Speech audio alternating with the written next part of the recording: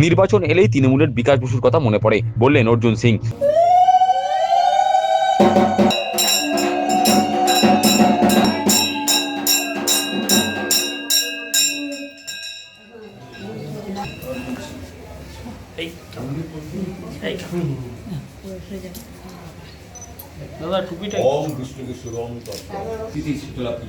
নির্বাচন এলেই তৃণমূলের বিকাশ বসুর কথা মনে পড়ে, ভোট মিটলেই তৃণমূল বিকাশ বসুকে ভুলে যায়। মঙ্গলবার বেলায় ব্যারাকপুর জাফরপুর চালবাজার এলাকায় শীতলা মায়ের পুজোয় অংশ নিয়ে সাংবাদিকদের মুখে এমনটাই বললেন নোয়াপাড়া কেন্দ্রের বিজেপি প্রার্থী অর্জুন সিং। ভোট আসে তখন বিকাশ বোসের খুঁজতে হয়, আর তারপরে মমতা ব্যানার্জি সেটা ভুলে যায়।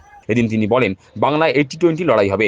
80% বিজেপির সঙ্গে আছে আর 20% সিপিএম তৃণমূল সহ বাকি সব দলের। ভাই 80-20 লড়াই আছে, 20 মধ্যে সবাই আছে, 80 মধ্যে বিজেপি। 80-20 লড়াই আছে, 20% মধ্যে সিপিএম তৃণমূল সবই আছে। সিপিএম তৃণমূল নির্দল যাই বলুন তাই, 80% বিজেপি আছে। তার অভিযোগ, বাম আমলে সিপিএম যেমন খুনোখুনি রাজনীতি করেছে, তৃণমূলও সেই একই পথে হাঁটছে। চোর ডাকাত এখন মমতার দলে। পশ্চিম বাংলাকে সেই কালচার, সেই আইডিওলজিতে মমতা ব্যানার্জি নিয়ে গেছেন। যেটা বামপন্থীরা করেছিল সেটা পশ্চিমবাংলা মমতা ব্যানার্জি করছে, নতুন কিছু নেই। সেই চোর ডাকাতরা তো মমতা ব্যানার্জির দলে চলে এসছে। এটা ইলেকশন কমিশনকে আরো নজর দেওয়া দরকার, কড়া ভাষায় এই জবাব দেওয়া উচিত। আর যে পুলিশ অফিসারের আন্ডারে এই খুনগুলো হচ্ছে তাকে ইমিডিয়েট তার থানায় লকআপে তাকে ঢোকানো দেওয়া দরকার।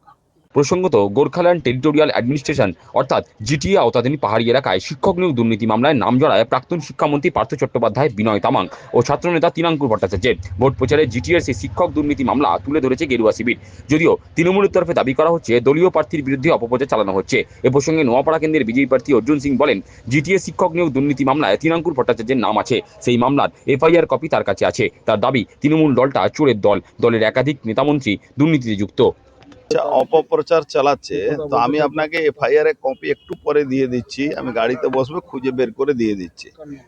ওই তৃণাঙ্কুর ভট্টাচার্য যে জিটিএ কেসে ওর চুরি কেস টাকা নিয়েছিল, তার জন্য সিআইডি কেস করেছিল, সেই কেসটা আপনাকে রেফারেন্স আমি দিয়ে দিই। আরে ছাড়ুন না, মমতা ব্যানার্জিকে প্রমাণ অত হয়ে গেছে। অভিষেক ব্যানার্জি বলেছিল গলা দড়ি দেবে, ফাঁস দিয়ে দেবে, আর 150 কোটি টাকা সম্পত্তি জব্দ হয়ে গেছে। এই দলটা চোরের দল। এই দলের কে কি বলছে ওটা ছেড়ে দিন, আপনাকে আমি প্রমাণ দিয়ে দিচ্ছি। এফআইআর এ কপি পাঠিয়ে দিচ্ছি, ওয়েট করুন।